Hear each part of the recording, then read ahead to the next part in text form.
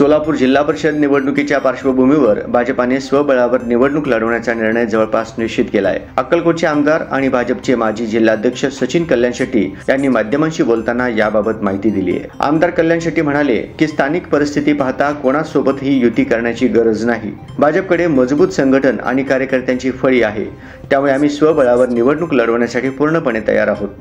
भाजप कमळ चिन्हावर स्वबळावर लढवून सत्ता आणण्यासाठी प्रयत्नशील आहे। स्थानिक स्वराज्य निवडणुकीच्या अनुषंगानं सर्व अधिकार स्थानिक नेत्यांना देण्यात आले आहेत, असे त्यांनी म्हटले।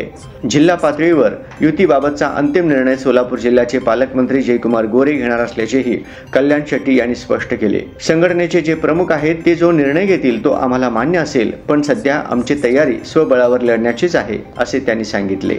अक्कलकोट तालुक्यातील परिस्थितीचा उल्लेख करताना आमदार कल्याण शेट्टी म्हणाले, अक्कलकोट तालुक्यात 3 नगरपालिका आहेत आणि त्या सर्व ठिकाणी आम्ही ताकदीने निवडणुकीत उतरणार आहोत। अक्कलकोट तालुक्यात आम्हाला युती करण्याची गरज नाही। पक्षश्रेष्ठींना मी याबाबत विनंती केली आहे की आम्ही तालुक्यात स्वबळावरच निवडणूक लढवू। अक्कलकोट तालुक्यातील ट्रॅक रेकॉर्ड पाहिला तर आमच्याकडे जनतेचा चांगला प्रतिसाद आहे, त्यामुळे आम्हाला युतीची आवश्यकता नाही, असे देखील त्यांनी स्पष्ट केले आहे। आमदार कल्याण शेट्टी यांच्या वक्तव्यामुळे सोलापूर जिल्ह्यातील महायुतीच्या समीकरणांवर नवा पेच निर्माण होण्याची शक्यता व्यक्त केली जात आहे। भाजपने जर स्वबळावर निवडणुकीचा मार्ग स्वीकारला तर जिल्ह्यातील राजकीय समीकरणामध्ये मोठा बदल घडू शकतो। दरम्यान सध्या राज्यात ऑपरेशन लोटसने जोर धरलेला असताना भाजपचे जुने सहकारी महादेव जानकर यांनी सडकून टीका करताना राज्याचे दोन्ही उपमुख्यमंत्री एकनाथ शिंदे व अजित पवार यांना सावध राहण्याचा इशारा दिलाय। आज आम्ही जात्यात आणि तुम्ही सुपात आहात, पण तुम्हालाही जात्यात यायचे आहे, हे लक्षात असू द्या, अशा शब्दात महादेव जानकर यांनी एकनाथ शिंदे आणि अजितदादा यांना सावध करायचा प्रयत्न केलाय। काल रात्री सांगोला तालुक्यातील गिरडी येथे आयोजित करण्यात आलेल्या शेतकरी मेळाव्यासाठी आले असता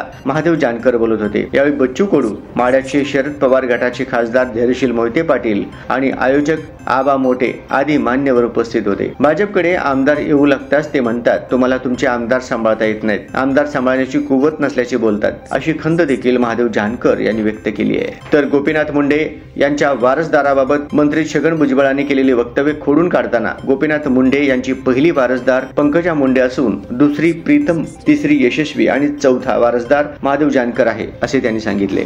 हे खुद स्वर्गीय गोपीनाथ मुंडे यांनी सभेत सांगितल्याचा दाखलाही महादेव जानकर यांनी दिला।